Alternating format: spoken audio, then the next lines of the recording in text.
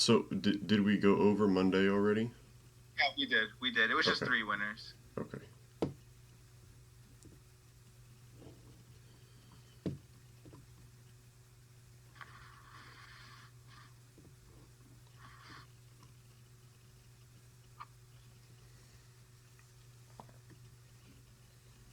So this is 10-10. This is the crazy day.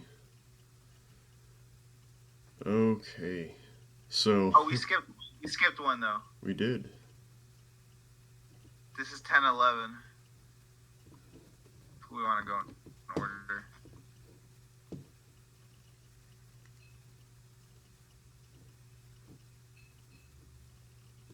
Is it this one?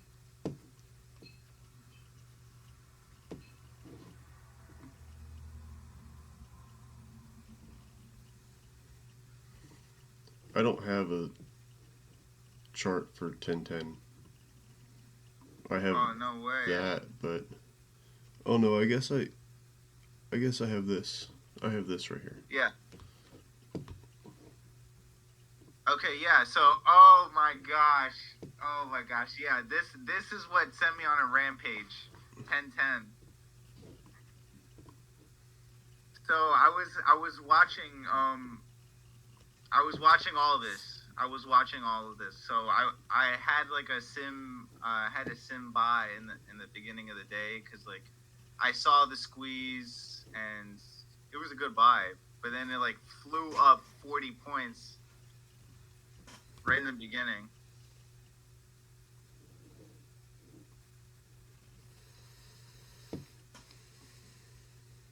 on the left hand side. Oh, over here. Yeah, this is the beginning of the day. So I'm Oh, I like gotcha. looking at these longs. I had a range. I saw the squeeze with the channel line. Oh, I yes. bought, but just sim though, and because I wasn't too sure because of the profit target, it would Mm-hmm. have just higher highs, and it just flew up 40 points, and I just watched it like sitting on my hands, and then Mm-hmm. I was just like, I'm not doing that again. I'm gonna take the opportunity, and then I Yeah. saw a short at the top. I did another sim, and that one was killer too. So then after that, I was like, I'm the best trader on earth, so I'm taking everything. I'm the best trader on earth on Yeah. Sim account. Yeah. You also have these sometimes these really big spikes up can be kind of tough because it's like, oh, I almost get an entry here, and then it's like you almost get a range here, and you get a tiny range here, and you don't really get anything that's substantial enough to want to buy in and bet on a new high. Um, the first good trade, if I remember this correctly, came. It's gonna be kind of tough to draw. Was it Yeah, in that there? W looks good. It was some. It was somewhere in here. I don't know if it was first entry in a break. I think it was a first entry break outside the channel, one with a climactic bear bar and a second entry long here. I think is what it was. I don't think it was a double trap based on the original channel line. I know I have that one.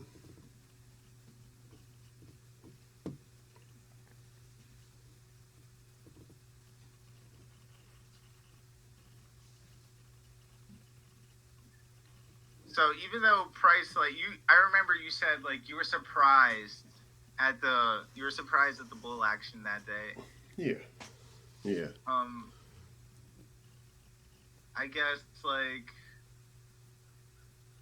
even though it was like a maybe like a good opportunity to make some money or something like at 1 or 2 points. It's a lot of areas here. It's passable. You could pass on these trades just because it's you couldn't have guessed it, and like you said, it was surprising. Yeah, it was surprising.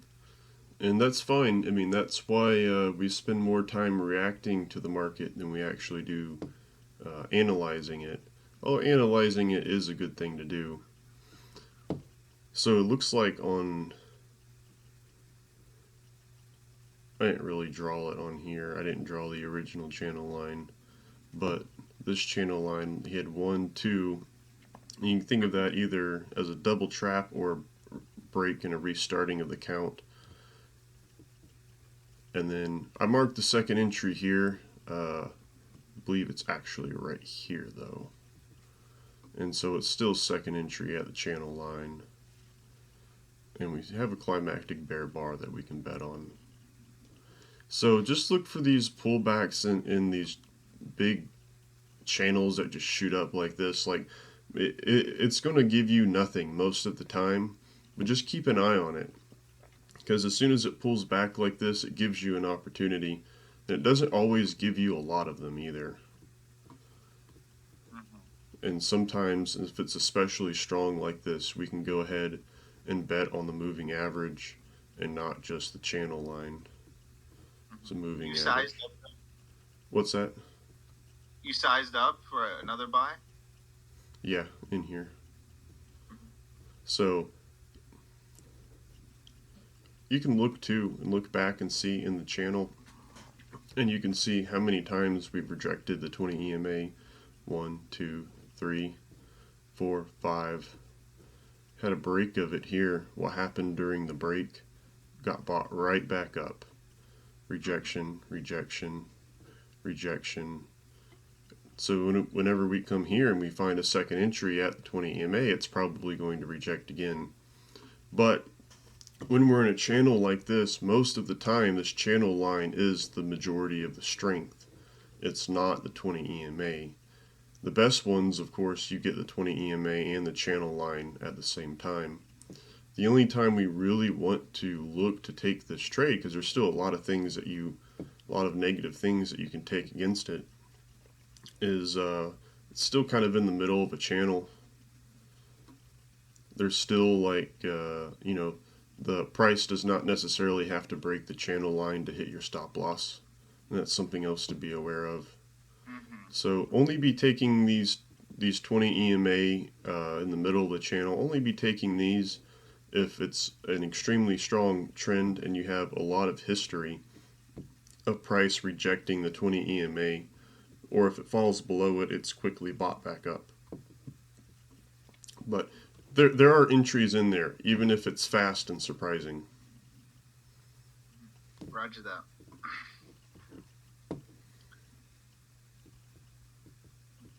There. And then you trailed, and then took profit at the drop. Absolutely. Especially in a strong trend like this, it's best to trail as much as you can. What I've been doing lately too is I've been working on not taking profits with my take profit order, trying to get stopped out on every trade. So in other words, eventually once you reach up high enough, start trailing by the bar. If we reach a profit target, maybe I'll give up a point or two for the possibility of taking another 10, things of that nature. You're saying take the profit target as opposed to the trail stop. Yeah, I'm saying just something I've been trying to work on a little bit more lately is taking profit with my stop loss. So I'm always moving my stop loss up instead of just taking profits at where I put my take profit order at. Okay. What is this arrow right here?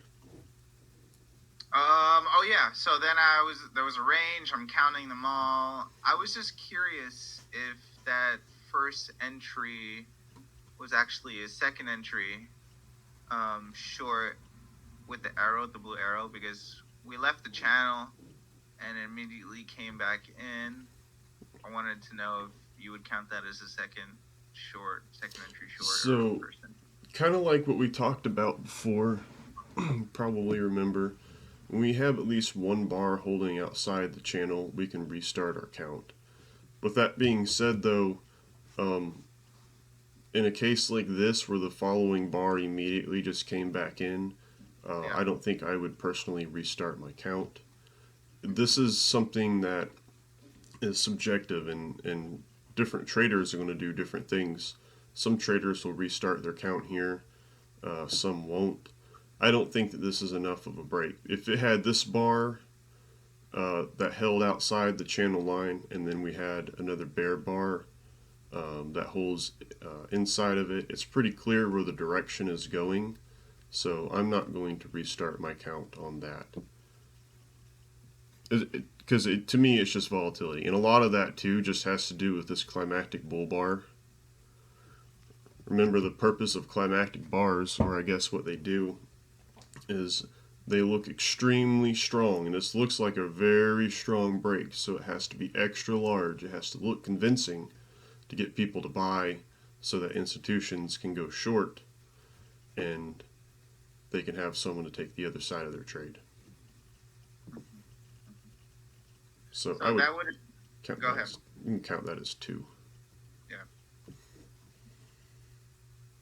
All right, cool. And then I also so I bought there because of the major channel line, even though it was a little risky trend. And I was in 2 contracts, took profit at 2 and 4. That was a good trade. Just one for the day. Cool. Why did you do 2 and 4? Just curious. Well, that's another thing I mentioned with my trading on yesterday, on Friday.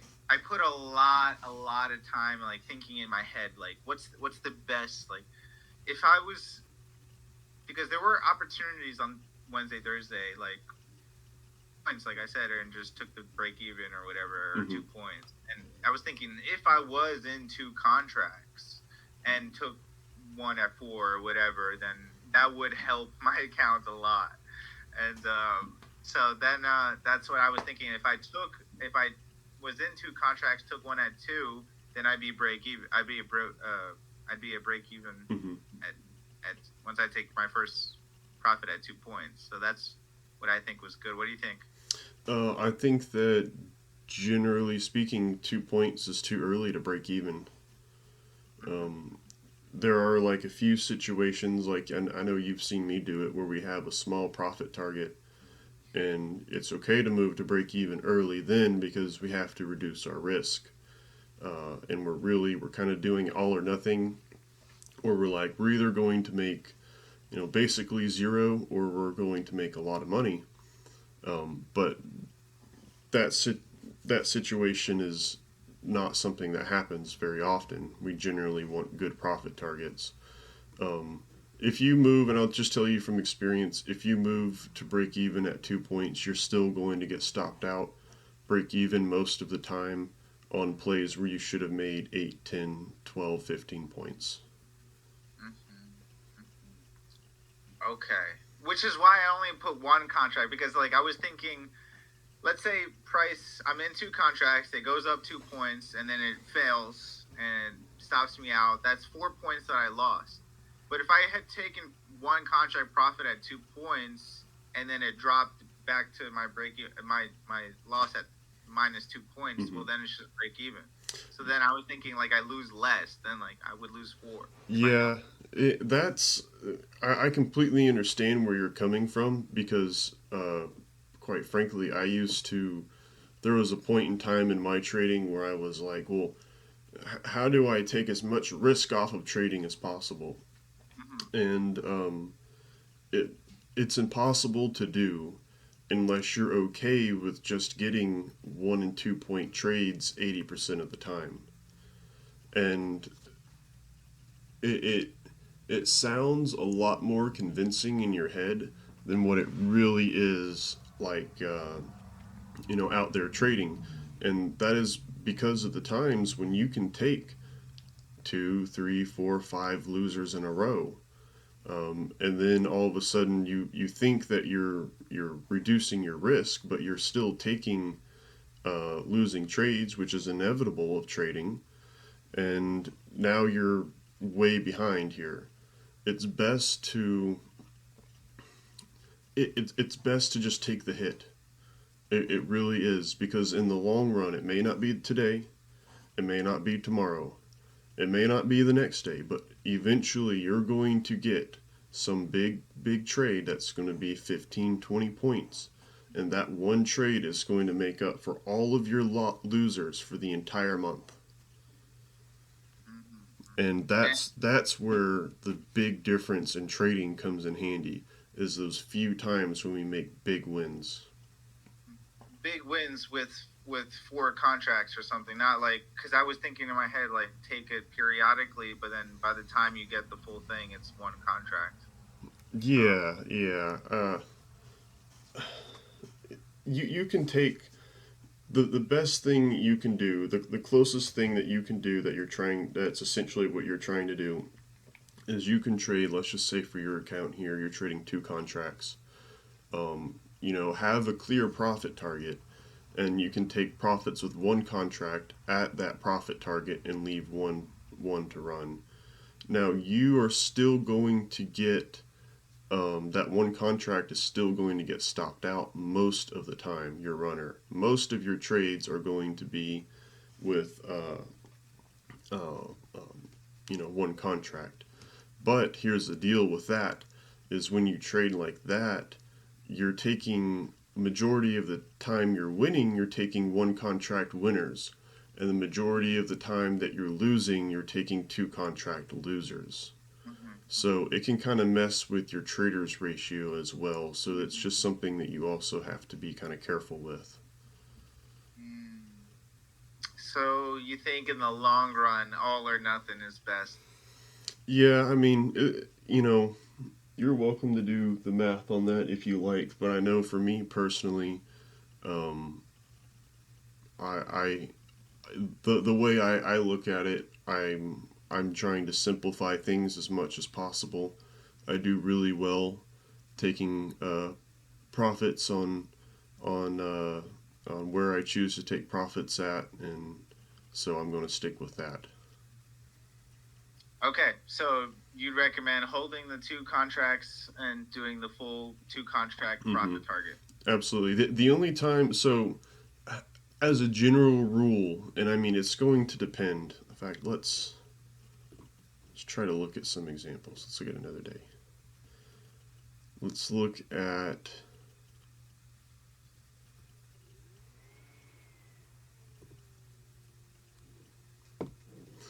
It doesn't really matter. Let's just take a random example and let's just look at this trap entry short here. Okay, so you're taking this trap entry short. When do you move to break even? It's a good Um, question, isn't it? when do I move to break even? Hmm.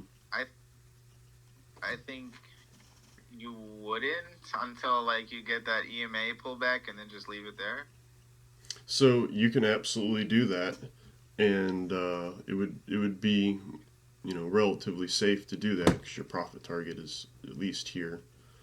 Um, so you can move to break even a little bit sooner here. There's a few rules I want you to think about when in terms of actually moving to break even.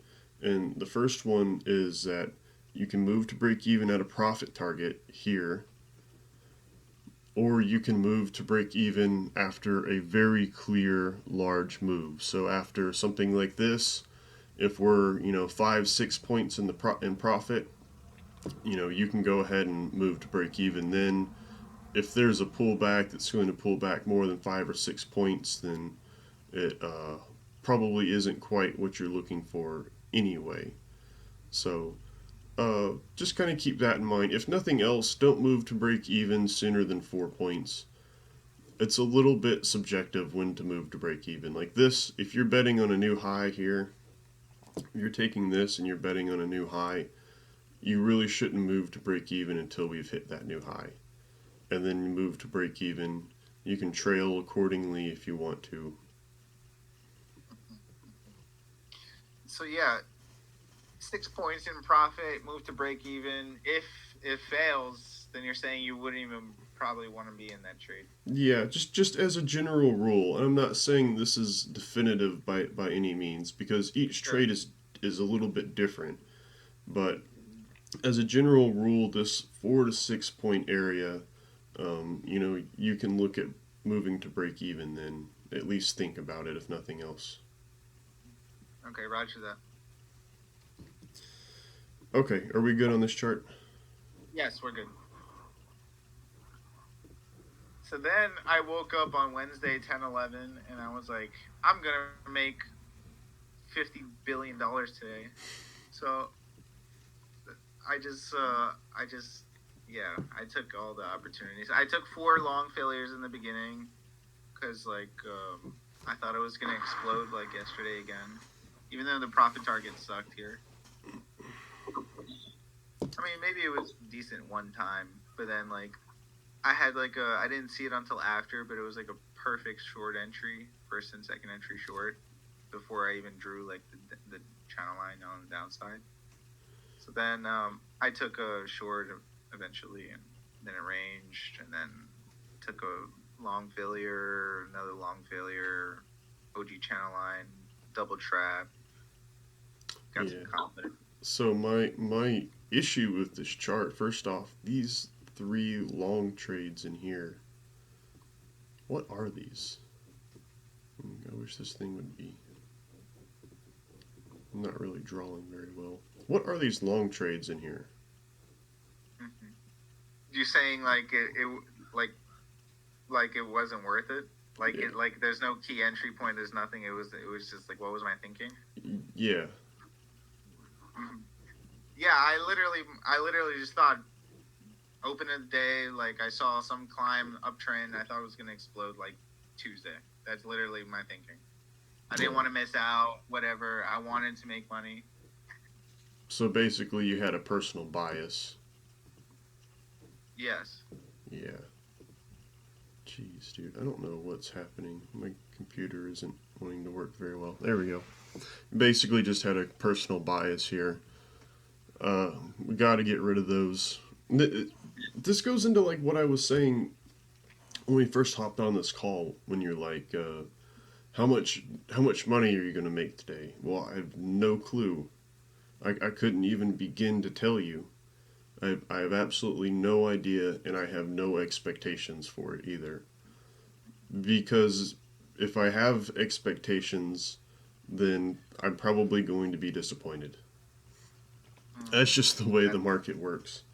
It's I have a lot of people come to me and they say I hear it so often. They say these words, I have to pass this account. I have to make this work. I just don't understand. Why do you have to make this work? Like, why this? You can go out and get a 9 to 5 job and take a lot of stress off yourself and still put money in your pocket. You don't have to make this work. Desperate people don't make money. And impatient people don't make money either. I'm guessing you were trying to fade here. Also, with those three, One, two. I was up 700 in my account, and I was thinking like, oh, just 2 points, but throw 100 and like make 1,000. Like I think it's worth it. So then I was just like, it's loose to like, it's okay to risk it, but on the long run, it's not. And your thinking is partially good there. I mean, anyone would risk $100 for the potential to make 1,000. But what is your probability of winning? I mean, you see companies do sweepstakes all the time, or let's just use a lottery system. Your risk to reward ratio is really, really good. You can risk like $20 and make $1 million, but the probability of you winning that $1 million is really small. And so we kind of have to have a little bit of both. We have to have probability as well as our traders ratio. Our probabilities are at things like this, the key entry points. That's where our probabilities are. Okay, and just like you were saying that you were surprised at the bull movement the day before this, what are the probabilities of that happening? How often have you seen that happening in your career? Of what? A bull surprise or? Yeah, just bull surprises or bear surprises, things that just come out of nowhere, just unexpected. I mean, countless times. They happen all the time. And you say, like, I mean, just because I personally was surprised by it doesn't mean that some other trader somewhere else in the world wasn't expecting it. It was just kind of my opinion that the market had this a couple of bull days, but I remember talking to you like throughout these bull days and saying that they're not convincing and they haven't convinced me enough, and they still haven't. And if we looked at the last couple of days, those bull days don't look so powerful anymore. So I mean, just because it's surprising to me or to someone else doesn't mean that someone else in the world wasn't expecting it. Mhm. I guess I was also asking, like, with my personal bias, what was the probability of this shooting up another 40 points, like, at this point, after doing it, like, the day before? What day is this? This is It ten was when, 11. yeah. I don't know. I mean, I don't know like the true probability, but I guess we can look at. Suppose we can maybe look at it. I think I have it up here.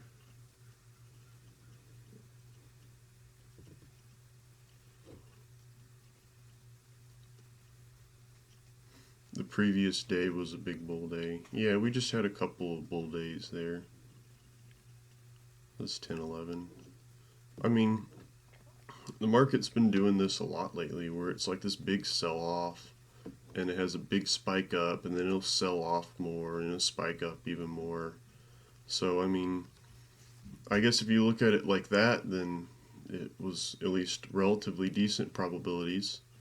I think to truly find, I mean, the true probability of it, I think that we would have to go back a long time with a lot of data that we probably don't have because that was around Columbus Day. And markets do tend to have relatively bullish bias around holidays, generally speaking, but I don't know about Columbus Day specifically how often it is or is not bullish. Okay, okay. Thank you.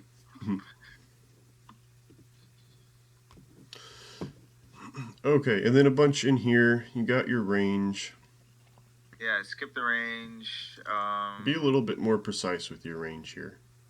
I'm going to be kind of strict on you about your ranges. We need to lower this line some because I want you.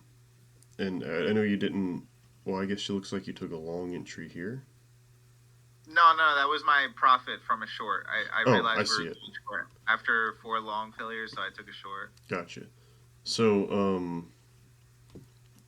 be sure. Let's try to make these range lines just a little bit more precise. And the reason why is if you take a trade within a range, I want you to only take the trade if you can get your stop loss outside of the range. And I want you to know for a fact where that range is. Does that make sense?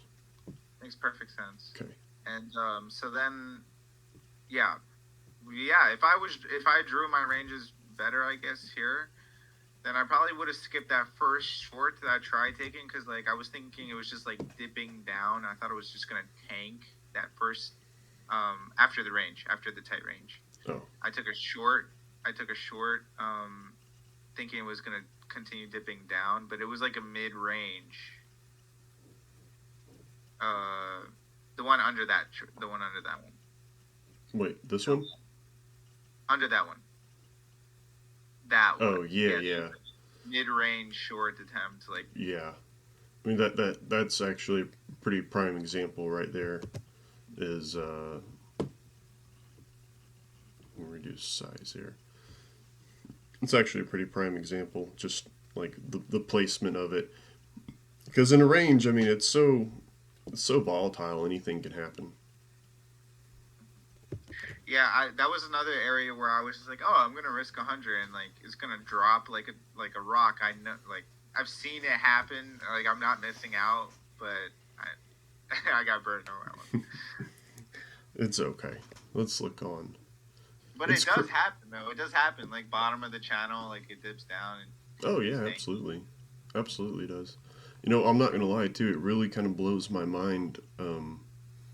I don't want you to bet on this all the time because you're going to get burned by it one day. But betting on the double trap is I don't think I've ever seen someone at your level who can take a double trap like you have been able to take it recently. That's it's pretty cool, and It's been you're consistently rewarded by it too. You have consistent reward. It's pretty crazy to me. Good job. Thanks, man. So maybe I should definitely add the double trap to my arsenal.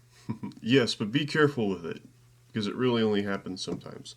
I do want to show you something real quick. Sure. If I can I make was just this. gonna ask if you've been burned by double traps. Yeah, absolutely. Why do you think Okay. I'm telling you to be careful with them? Okay. So you think I've been lucky with my double trap so far? Not necessarily. I mean, you're at a key entry area here. Like, I'm not saying this isn't logical. I'm just saying, don't expect to win this every time is all. Got it. I'm not quite sure what happened, why all my settings have to be messed with. I just want to make this dark. Now it's not showing anything. What I wanted to do, though,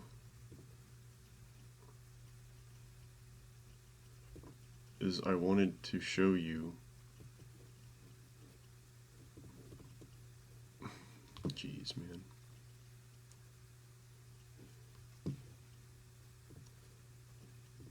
I'm not quite sure how to make this thing work. It's okay. I'm patient.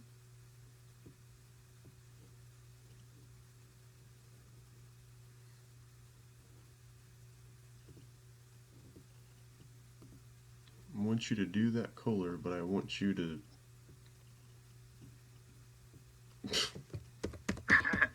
Dude, this is ridiculous. I think I just have too many programs running right now. I want you to envision this real fast Yes. for me, though. Go ahead. You didn't take these trades, Yeah. and let's just say you took a long here, and you lost. And then you realize, oh, we're in short, so now you have a winner. You didn't take this trade because we're in the middle of a channel. You had range fade here. That was a loser. And then you had the double trap, and you had this really big winner. And then we're going to come over here, and you take this trade, relatively reasonable. I don't think I personally took it, but it was a relatively reasonable trade here. You won that one. You took It was sim by accident. 1, 2. I'm not. Did you take a long in here? I'm not sure what this is. That was a short. That was a short. Okay, so you went short here, and you lost. That's kind of in the middle of the channel. It's not really. Well, let's see. Was that? I guess that wasn't the channel. That was. No, we had that channel. Yeah, so it is in the middle of the channel. So, probably shouldn't really think of that one as a trade. And So you would then. skip that other one too. Both of these shorts, you would skip that one. Oh, this was short too? Yeah, all these shorts. The one that was even that worked out, you would skip that one. This one right here? Yeah, you would skip that. I did personally skip it, but I did feel like it was relatively valid. I considered entering on this, but I did not. You just happened to enter on it, and that's why I'm marking it there. It's because you entered on it. Is this a long or a short? These are shorts. So then I was like going for the fade attempt, and then I went for a short trap failure, and then I went long for the huge winner. Okay, then you got that. Nice. So you finally switched to long. So you do the fade, and that's a loser. And then you enter long here. It's a loser. That one's kind of in between. You probably should have waited a little bit. You enter here at the channel line. Well, I guess we didn't know that was a channel line then. So I'll go ahead and mark that as okay. So you have loser, loser. Really should not have been. Oh, you try to take the trap. You got to be careful with traps. Yeah, I've had not the best experience with traps, and we'll see Yes. with my next card too. Yes, you got to be careful with the traps. Lots of context necessary. So Yeah. Also with the traps, like I noticed that my stop loss, like it's always like in the middle of nowhere. Like it's super clean. Yeah, You know? it is, and that's why you have to be careful because a lot of the times it's hard to get your stop loss not in the middle of no man's land on trap entries. It can be really, really tough sometimes. Yeah. I think I'm But gonna take that one out of my arsenal.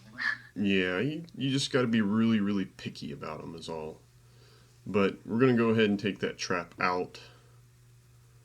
So if that happened, then you have, logically speaking, there's a loser. You're down 2 points. Now you're up, what, 6 or 8 here. Now you lost 2 points here, so maybe you're up 4 or 6 points. Yeah. Here you take, I don't know, at least 10, 12, something like that. Here you probably take another 6 or 8. And then here you lose 2. Maybe you lose 2 again. And then you make, you know, 15. yeah, like 15. So, like, you see what I mean when I say that patience is your only problem. This day right here would have passed you an Apex account in one single day if we had just avoided these trades in no man's land. Mm. That's what I'm saying when I say that patience is your only enemy right now. And I thought I was patient, but I guess not. I gotta be extra, even super extra patient. And I'm thinking like I have to be even patient to like even miss winners at this point because like I'm gonna be patient missing losers, missing Hmm. winners sometimes, but patient enough to like when I take the winners, do I miss out on the losers? Absolutely, man. Just like, this one right in front of us, like, You skip that one. yeah, I skipped it like it was a winner. I skipped a winner. Did I know it was going to win? No. But I thought it might. I thought it was at least a good enough trade, but I just didn't really feel comfortable doing it, and so I didn't do it. And it's okay to do that. Brilliant. Now, if it was like second entry up here at a very obvious key entry point, I would say it's not okay to skip that. You need to be there if you're going to be there. You need to be a little bit robotic here, but we don't really have that same support here for a bear entry. So it's okay to kind of pass on those. So that was a lucky one. I mean, they're all lucky ones. Okay. Every winner's lucky and every loser's unlucky. Except when you get stopped out by one tick and then the price hits your profit target. Then you're just extremely unlucky. Yeah, I brought it up last class, but why don't you just I guess hit the stop loss at 2 ticks? It's not worth it. I mean, I put my stop loss at 2 ticks and then it, stops me out by a point and it goes down. So what did the 2 ticks do for me? It's just for like the one chance, the times where it would stop you out by 1 tick. I Yeah, guess. I mean, these things happen, unfortunately. It's really frustrating when it does happen. But we got to deal with it. Okay, it. just go with it. Yeah, I mean, at the end of the day, it doesn't matter. You could put your stop loss. You can give yourself a point of room above. You could put your stop loss up here. Yeah. But if the market's going to push past that, it's going to push past it. Like it doesn't make a difference. So yeah, that was my 10-11 chart. Yeah, there was a lot of lessons there. Just lots of patience, man. Lots of patience. So then my 10-12 chart, I woke up. I literally remember thinking like I woke up. I was like, I'm making $10,000 billion today. So Oh, geez. Looks like the eclipse is happening right now. I heard of something like that. It's rainy where I am though. Oh yeah, yeah. It's like it's midday, but it's really dark out right now. I'm looking outside. Cool. It's pretty cool. I wish I had You a have, welder's helmet to look at it. you have a nice view. I do have a nice view. I just don't have anything that will allow me to look at it and not kill my eyes. Mhm. Which one do you like more though? This view or the one in Saint Padre? I think South Padre. uh, they're both good in their own ways. Okay. They're all unique. Okay, so this is my 10-12. I took a killer short. I wanted to ask you if my trail was too tight. I had it at the top of the first EMA touch, and I would have doubled up if it wasn't too tight. And then after that, I also was thinking like, oh, if I was two contracts, I know we spoke about it, but like I would do one contract at that touch and then the second at the bottom. So, But now after we spoke about it, like just hold the whole thing. Yeah. so your short entry, where was it again? It looks like yeah. After it, the first blue line, right at the EMA touch, and then I was right there. Yeah, short. Okay, so one. It was risky because of profit target. Well, we touched the low here. In fact, we broke into a new low, and then we had a pullback. So So this there right was here, no profit target. You're saying? that was a first entry. Oh snap! No, Oh yeah, I even wrote it. I even wrote it down. Second entry actually for yeah, I wrote it. I saw it after. I guess gotcha. Yeah, I got lucky. I got lucky. this is one of those few situations Uh-huh. where it's okay to move to break even soon because you're having to bet on a new low. So if you did take this trade, as soon as this big bear bar touches this low here, you're moving to break even because we don't know. There could be a lot of bull buyers here. We don't know. High and low of the day is generally a place, a major area where bulls or bears will go to buy or sell. And so we don't know what's going to happen here. So we're going to move to break even and cut our risk off early. We're either going to get stopped out, break even, or we're going to make a lot of money. But because of the risk, because we know it's a major area where bulls could be buying, we are going to cut our risk ASAP. So I got lucky on this one. I think you got a little bit lucky, yeah. But that's okay. Yeah, so it was it went up one tick right before my stop loss, and then it tanked, and then I just put the first trail at the first touch of the EMA, a little bit down, further down, right at that touch. That's where I put my first the trail, Okay. and then it went down and it went up, touched it, and then dropped again. So, you putting it there is not necessarily a bad thing. I mean, it's a good little profit target here. You could. So, when you look at things, you kind of have to look at them a little bit multi-dimensionally. If you already have this channel line here, which I believe you did, then you can look back and you can say, well, if I place my stop loss here, is there, based on the spacing of the bars here, is there any chance that we're going to have a pullback to where I will get stopped out? And you can say, okay, well, yeah. And you can say whether you like that or if you're okay with that. You know, it's kind of a personal decision in the moment. But you can look at things if you really felt like it was going to continue to drop. You could say, oh, well, maybe I can just move to break even because if I'm at break even here, then I'm definitely safe and I'm giving it a lot of room. But your trail right here, there's nothing wrong with this trail. You shouldn't be ashamed of this trail. This is a good trail.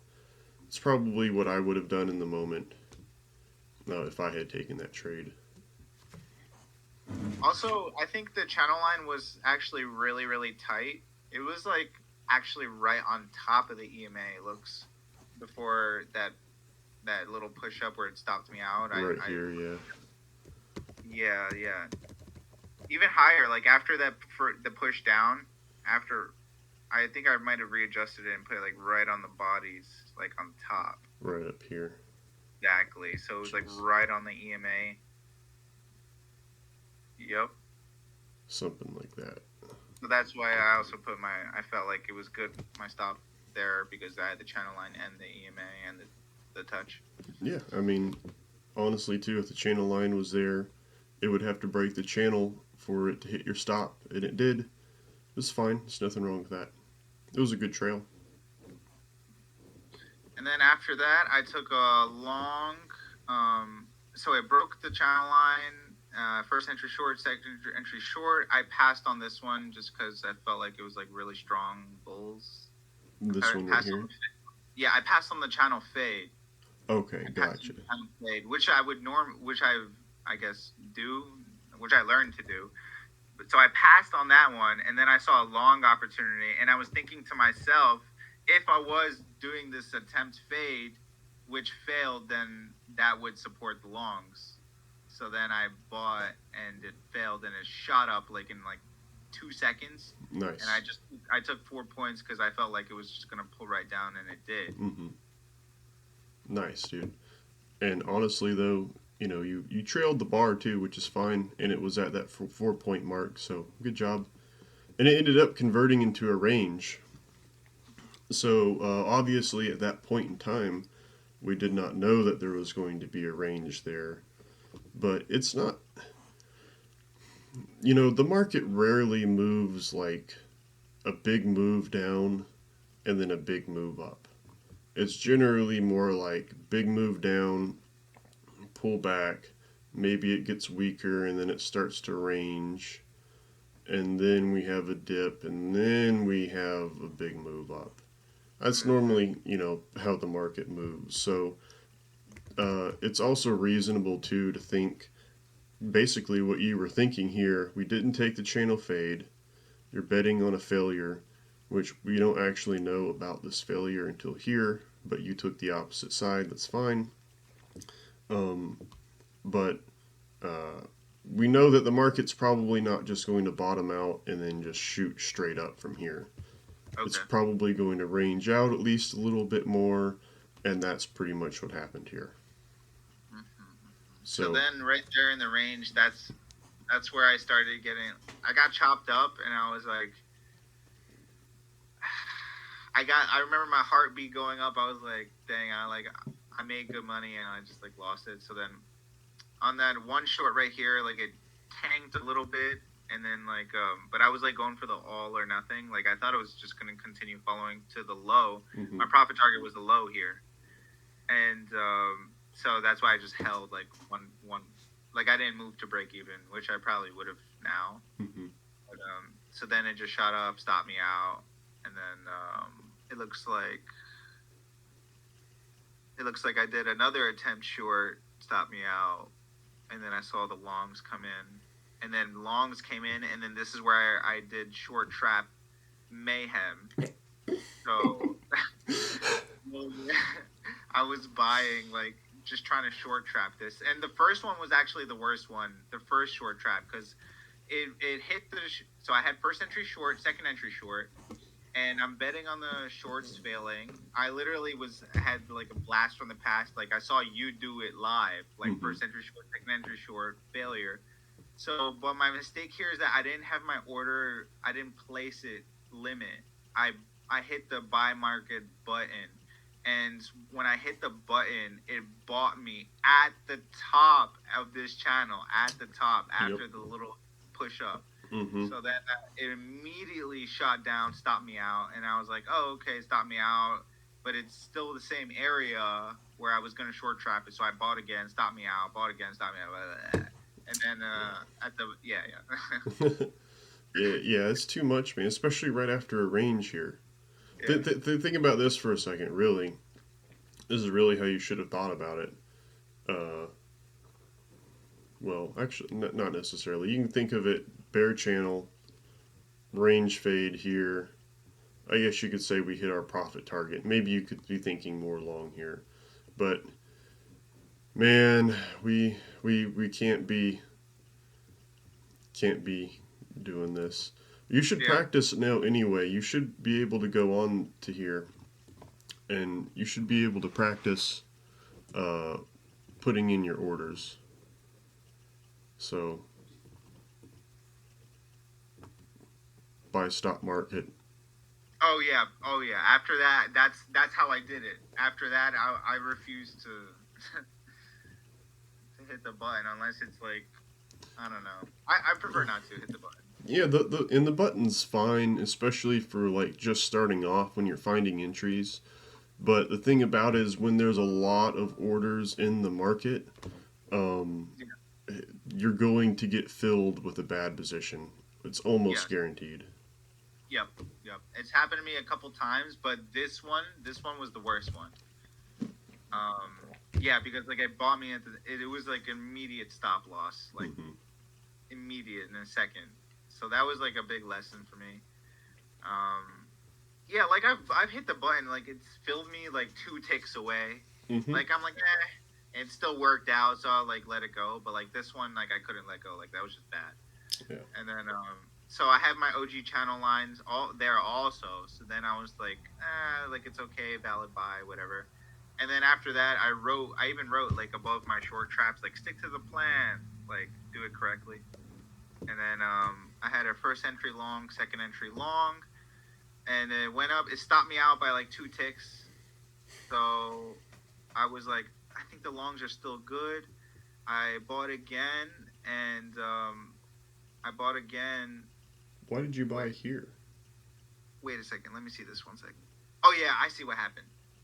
I see what happened. Okay, so yeah, I bought first entry long, second entry long stopped me out. I bought there because of the push up. I was thinking like short failure also. So like right at the top, like it'll shoot up. Hmm. And it did, but it came down and like after that shoot up, I just put my stop loss at 1 point. And I was thinking like that's like it was like because my stop loss was 2 points in the middle of nowhere. It was nowhere. So then I was just like, I'll just move it to one, essentially break even. And it stopped me out at break even. But I just saw like it was respecting this EMA. So then I bought again and it shot up 10 points. And I'm just watching it. I do I deal with the pullback and I just took 2 points. Hmm. I just took 2 points. Like I saw the huge push up. I was thinking it was going to go like 30 points push up, but it respected the open line, the yellow. I remember watching, like, it's not breaking that yellow line. And it was like dipping down. I was like looking at the entry shorts, and I just trailed it at 2 points. And then it dropped. I tried another long at the channel line, and it failed. And then it started tanking. And then my last attempt at the day was like right at the bottom. Like this one was kind of like hopeless a little bit. Like I Yeah. like I saw climatic bull bars. Like the bears were obviously in, but like it was like a little bit of a hopeless trade at that last one. Yeah, yeah, kind of. Especially since, like, come on now. We can probably zoom out on this and then draw another major channel line. Take this. We could probably draw it here now on like a really wide, zoomed out scale. Let's look at something else really fast here. This was a winner, but I'm going to eliminate it because you shouldn't have taken it. Okay. And then we're going to look at, you have a long winner here that was relevant. And then we're going to look at none of these. Yeah, exit all out. And you had a long here that was relevant, and you just got a little unlucky. So there's a loser. And then long entry here is kind of didn't really sound like you were very prepared for it. You might could say that's a valid entry. And then some short entries in here, some quick profits, and we can eliminate that one there. So this is just your trades here. If we looked at this and we said, okay, you have a winner here for 4 points. You don't take anything in here because it's a range, and we know better than that. And then you look at this, you don't take anything in here. And then we look at, okay, you take a loser here, so now you're up about 2 points. And then you've converted into a broad channel, so it's relevant to take short entries here. And you said that was just 2 points in there. 12. Looks like No. it's closer to So I 4. actually, sorry to interrupt. I actually, so after that, the long I took at the top of the little range or whatever, and it shot up and it stopped me at 1 point. I bought again. And it went up 10 points, and I trailed it and just took a 2 points, long right when it was dipping down. Oh, I see. You took a long here, and Yeah, you and I took was profit holding. here. I was holding for like thinking it was gonna shoot up again, but it didn't. Gotcha. So if you did that, and that's fine. Now you're up 4 points, and then we have Long attempt. long attempt here. Let's see. It's fine to go long there. If it's 1, 2. Let's see. Count 1, Well, it would have 2. been at least a close to a break-even day as opposed to like blowing my account. Is this a 1 or a 2? There's the high. Pull back 1, pull back 2, pull back 1, pull back 2, pull back 1. I'm counting this as a first entry here instead of a 2. First entry long. Yeah, because if we zoom in, there's your high right there, so our count restarts no matter what. Pull back 1, pull back 2, pull back inside bar, pull back 1, pull back 2 here, and then 1 here. Yeah, I didn't think that was the high there. Yeah, I mean, you have this whole channel drawn out now. This is a Yeah. channel, right? I guess I didn't think of that because like when I was in this trade, like my profit target was the high of the day. Like this is the open, and then I have the it was like 20-point profit target. Mm-hmm. So I guess I was just thinking that was the high. Yeah, it's the high in your channel. So you have your channel drawn out. It's obviously a channel, and you have the high. This bar made the high, Yeah, higher high. and then this next bar didn't make an equal or higher high, so Yeah. it's going to be a 1. We have this Got it. pullback, 2, etc. You can count legs. So Yeah. yeah, so that's Which- actually a first entry. So Mhm. what are you up 4 points at this point? So if we just eliminated some of these mistakes, and I'm just doing this just to show you like Yeah. how on track you really are to this, especially, I mean, you've only been doing this for 6 months now. I want to show you just how on track you actually are. You're up 4 points on a day like this. And all we have to do, literally, all we have to do is just eliminate mistakes like this in the middle of the range. Eliminate taking 3 trap entries in a row. Make sure our count is on track. Things of that nature. That's all you have to do to be profitable. I just wanted to show you this because this is quite literally how close you are to being really, really, really good at this. We just have a few mistakes that happen in the middle of the chaos that we need to avoid. Okay. Noted. And also that I wanted to ask you about the long at the top, the one I took. Would you have trailed that like I did, or would you have recognized that shorts were coming in? That bears were Talking coming about in this long here? on the top right. Yeah, this long that I took. Would you have trailed it like me, or would you have noticed that the bears were coming in and profited a little bit more?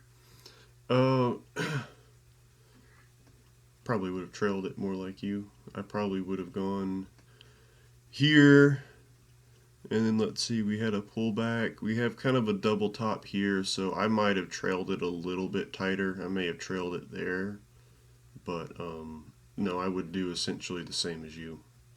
Okay. Okay, So, awesome.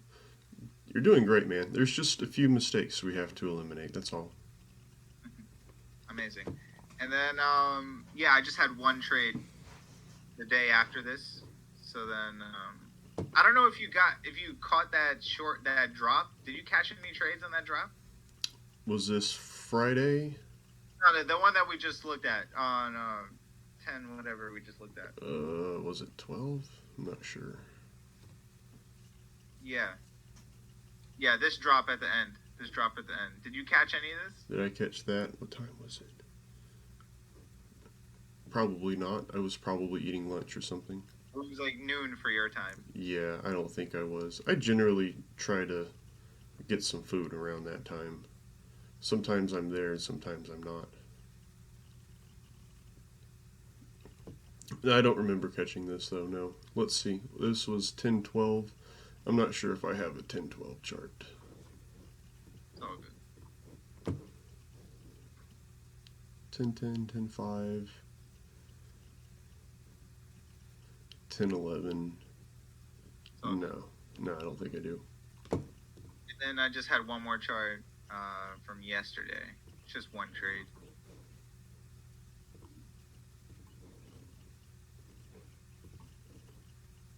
Yeah. Yeah, so then I was like, this is like after I spent like all the day thinking like I have to raise my contract. So I just went into contracts. I went long and it stopped me out by the channel line and it shot up. Yeah, got to be a little more patient. Yeah, for the other entry was better. Think about this. Let me do this real fast. I want to show you something. It's going to blow your mind because I actually caught this long entry. Oh, did you? Yes.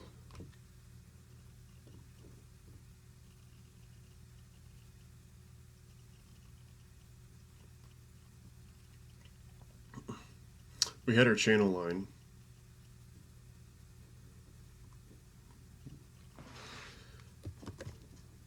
Then we have micro double top. And I'm going to draw a line from here to the low of this micro range. By the way, we need to work on these ranges here. No, that was just my entry. I wasn't drawing the range. Oh. Yeah.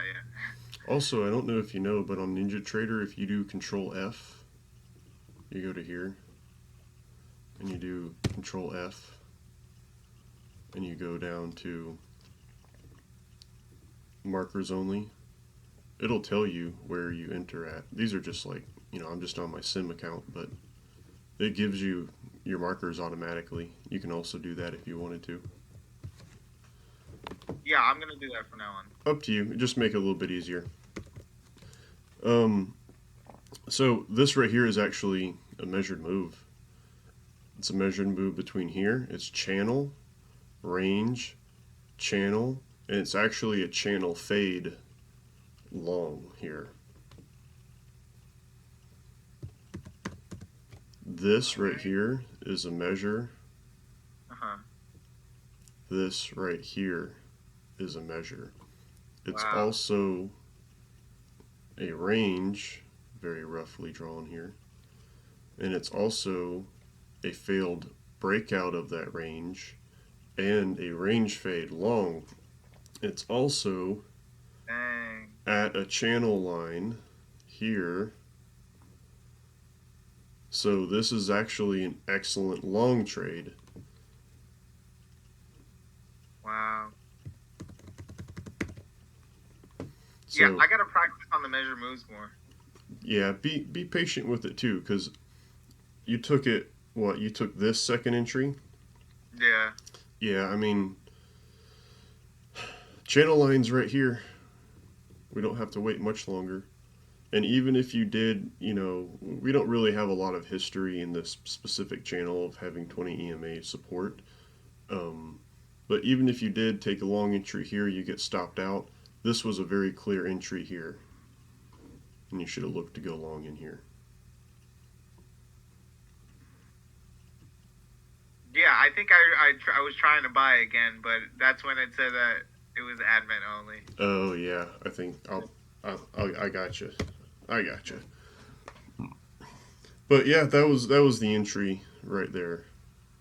And I remember like a month or two ago, like we were talking about trail stops. Like I asked you, like how much could I lose, and you were telling me like I didn't get it. I didn't get what you were telling me. Like whatever the trail stop is, like, I didn't understand until this happened to me. Hmm. And I was like, oh, okay. So if I'm making more, that means like my trail stop is getting higher as Yeah, I'm. it's getting a lot tighter. You can, if you're not careful, you can lose a prop firm account by being profitable. It sounds crazy, but it's true. That can happen. So, But how? Like how? Like by what you're taking out? so no, not necessarily. So let's just use your 25K account as an example, and let's just say that you have what 1,500 to win. So let's just say that you're up. Uh, let's just say that your account is up $1,500 or $1,300. Let's just say you're like, yeah, I'm feeling pretty good. I'm up $1,300 right now, and then you take a couple of losses and your account goes to 24/7. Yeah. Well, you just lost your account. Yeah. Even though it's only $300 below where you started, the trailing threshold is always coming after you. And I wanted to ask, like, yeah, you mentioned. Okay, so let's say you have a 25K account. You build it. Let's say like you build it to 50K. I don't know. I don't know at what point would you be allowed to like take stuff out, whatever. But you build it to 50K. You take money out. Does that money out that you take, I guess like affect your trailing Yes, it stuff? does. So the general rule, what I try to tell everybody before they withdraw money from their paid account is they need twice what their profit target is. So you have a $1,500 profit target. You need to make $3,000, and then you need to continue to make money so that you have a minimum of a 6 to 8 trade uh, you drawdown before you hit uh, that $3,000 mark, if that makes sense. So you need $3,000 plus you need to take your average risk, multiply it by 6 or 8, and you need that amount of money in your account at all times, and that is your new zero. And then any money you make after that is actual profit. So you need something like $4,500 of profit in your 25K account, something like that. I don't remember the exact math, something Five like thousand. that. Yeah, something in that range, and you need that before you can even think about withdrawing money. So, frankly, the paid account is when things get real. Have you dealt with? You said you had two options, like more drawdown or resets. Like, which did you choose, and have you dealt with any issues? Well, I was referencing like your situation where you have a 25K account and you said that you just lost it. Well, if you want to have more room in your account, you have two options. You can either you can restart it and you can have the same room. You can trade with 1 or 2 contracts like normal, or you can switch to MES. MES will give you more room in your drawdown, or you could get a 50K account and trade 2 contracts, 2 ES contracts on a 50K account, and then you have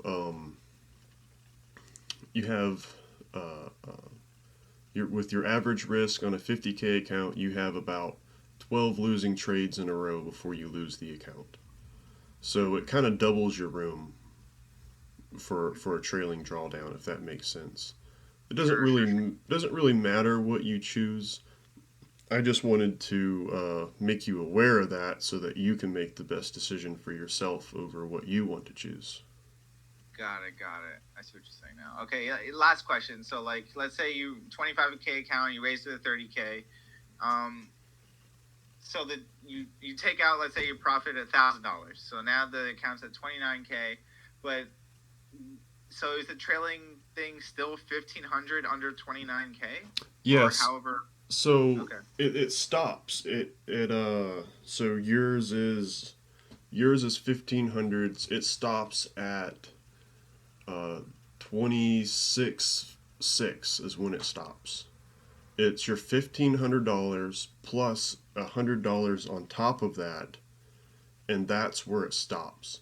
As long as your account doesn't go below 26.6, then you will have an account, and you can withdraw however much from it. But you have to keep in mind that you need to have room in that account to lose 6 or 8 trades in a row. correct. So Amazing. yeah, Thank pretty simple. That's where a lot of people mess up is they can be really good traders and then they make a big first withdrawal and Yeah. then they don't leave themselves enough room in one trade and that's it. They're done. Okay. Thank you, Nick. Absolutely, man. Hope this was helpful to you. It was. It was. And I was even thinking like being a break even trader, like if I was like trading a billion contracts, I'd still be like break even, but if I was trading more contracts and be I probably would have passed an account by now. Also. No, I don't think so. No, you know. Oh, No. it still would be break even. Yeah, if you like increase your standard contract size, then I mean your wins are your wins and your losses are your losses. You you can make as you've seen, you don't need a lot of money to make a fair bit of money in the market. You just have to have a lot of skill. Um, because even just one contract and some of the trades that you've made that have been, you've experienced like 12, 15. I think you had a 19-point winner once. um, you experience trades like that and you don't need a lot of money to make money, but your wins are your wins, your losses are your losses. If you increase your standard contract size and you take your same trades that you've been trading, you're going to have the same results no matter what size you're trading. Nick, you're the man. Always good hearing from you, Charles. Keep up the good work. Be a little bit more patient with your trades, and you're going to be just fine, man. You're really coming along really quickly. Thank you, Nick. Never giving up. Good. Take care, Charles.